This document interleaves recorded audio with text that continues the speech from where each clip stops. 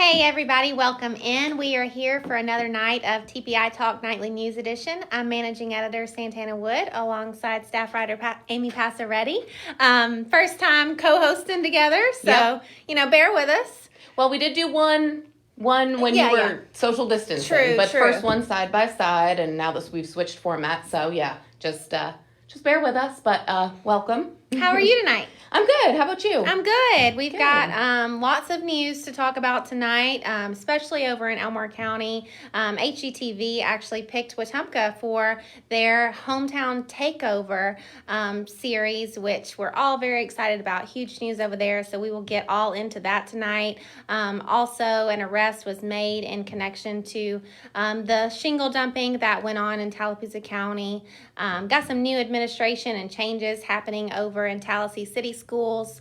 Also, some more news in Wetumpka as far as First Baptist Church Sanctuary being destructed this week. Also, an arrest has been made in the Kiara Battle murder case. So we will get into all that tonight.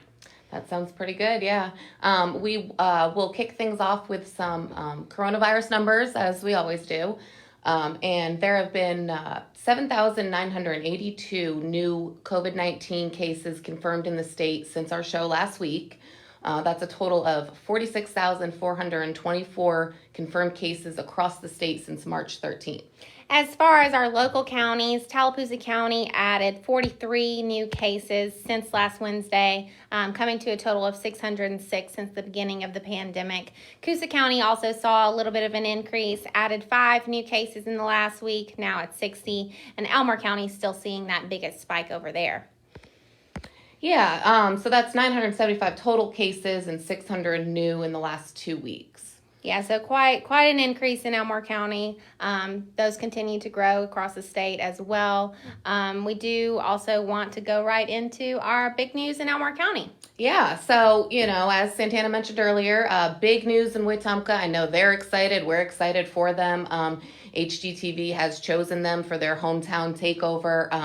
That's huge. I know working in Elmore County myself for a long time, they're just making big moves down there. Chamber, Main Street, they're doing some really cool things. So should be a really great project. Yeah, and they were chosen out of, more than 500,000 entries to be chosen for this. And, HGTV said that one of the reasons that Wetumpka was chosen is because of that cooperation with all those organizations, Main Street, the city, the chamber, the commission, everybody just works together. And that's not necessarily the case for some other cities that applied and, people in general. So that was really good to see as well. Yeah, I think community spirit is a good way to put it. Definitely. Also, over in Wetumpka, First Baptist Church's historic sanctuary officially came down. The congregation voted to remove that structure in March after damage from the tornado in 2019, which, left them with the choice to restore or tear down. And they just decided it was best to tear that down. Yeah, unfortunately that tornado did some damage on Wetumpka. Just another reason, they're very deserving of the show takeover. They've come a long way since that. Presbyterian Church went down, but luckily they were able to rebuild. So we'll see what happens. Definitely. Also, some moves in the case of the Kiara Battle murder. An arrest has been made in that case. James Burton Dunn, 39 years old, is charged with capital murder of Battle, who was a Montgomery native, found fatally shot outside Elmore County Hospital on June 19th. Montgomery is now continuing to investigate that case, so we will see what happens with that. Yep. And over in Tallahassee, Carmen Rogers got an update from Superintendent Wade Shipman on some new administration and some changes in the school system. So we're going to turn it over to Carmen now and let you guys hear what she has to say. Hello, everyone, and welcome. I'm Carmen Rogers, Bureau Chief for the Tallahassee Tribune. Earlier today, I was able to catch up with Wade Shipman, the Superintendent of Tallahassee City Schools, to discuss some changes in administration, staff, as well as preparations that the school board's taking as they look towards the upcoming school year.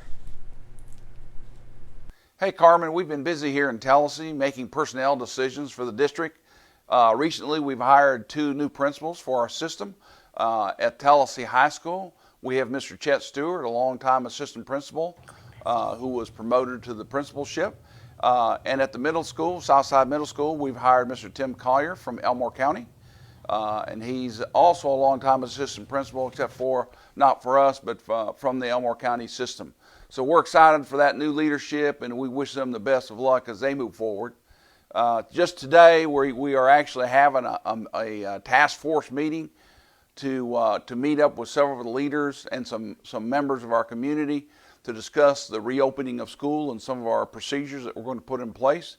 We've been making a number of decisions. We've been purchasing thermometers and making a lot of decisions related to technology, but we're putting our plans on paper now and putting everything together so that people are going to have an idea of what's going on here in the next week or two, and we'll be able to share that plan with others.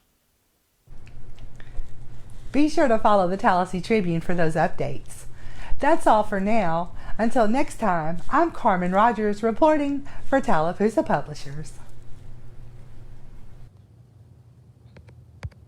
Thank you to Carmen and Superintendent Shipman for that update over in Tallahassee City Schools. We are going to take a quick break, and we will come back with some Tallapoosa County news and some sports news as well. Y'all stay with us. We will be right back. People are moving again. And shopping again. Will they find you? We can help.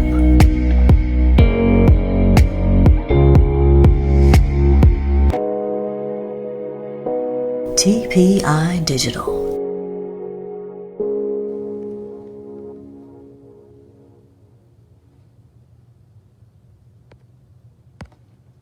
And welcome back. I'm Amy Passaretti, staff writer for The Outlook with Santana Wood, managing editor. We want to kind of dive into some Tallapoosa County news now and then some sports. We do have an update on the illegal shingle dumping case from Jorge Guzman, a roofing contractor who has been charged with 4 counts of criminal littering this past week. Yeah, so criminal littering is a Class B misdemeanor, and if he is convicted of that, he could face 6 months in jail and a $500 fine for the conviction, up to a $3,000 fine. And this is something that, officials in the area are really passionate about, cutting down on as far as this illegal dumping. So I know that they were glad to see an arrest be made in the case, but we will continue to follow that and keep you posted. Absolutely. And, this past weekend obviously was a big holiday weekend, 4th of July. I myself was out for a little bit and noticed that traffic was not nearly as crazy as I thought it was going to be. So I think numbers were a little bit down, but still good turnout for the Russell Marine Boat Parade. Always a good time. People come out, deck out their boats, with their crews. So I think they had a great time with that. Also, big fireworks show over at the AMP on Lake Martin, Russell Land's big show, which is the biggest fireworks show in the Southeast. Good turnout for that as well. A lot of boats watching from the water and watching from the AMP as well. And obviously a beautiful show, as you can see, as always over there. Celebrate Freedom in Alexander City. Also had some fireworks. That was really great to see as well. Yeah. So speaking of sports, now that we're missing Lizzie, we're a little, hesitant on our sports, but we still got our coverage going. Local soccer coach Ken Sanders is prepping local female athletes for the 38th Alabama State Games. Yeah, so those state games, they're getting ready to compete for the second straight year. And we've got athletes from Wetumpka, Hopeful, Elmore County, and Benjamin Russell all represented in those state games. They were pushed back due to the coronavirus, but are scheduled to happen in Dothan at the end of the month. Yeah, and I'm sure that, people are glad to be getting back into some sort of athletics. Ball on field. People are happy. Exactly, in some way, shape, or form. Right. So, as always, we appreciate y'all for tuning in tonight for the latest updates from us. We will be back next Wednesday at 7 p.m., so be sure to tune in. Again, I'm Santana Wood, managing editor, alongside Amy Passaretti. Y'all have a good night.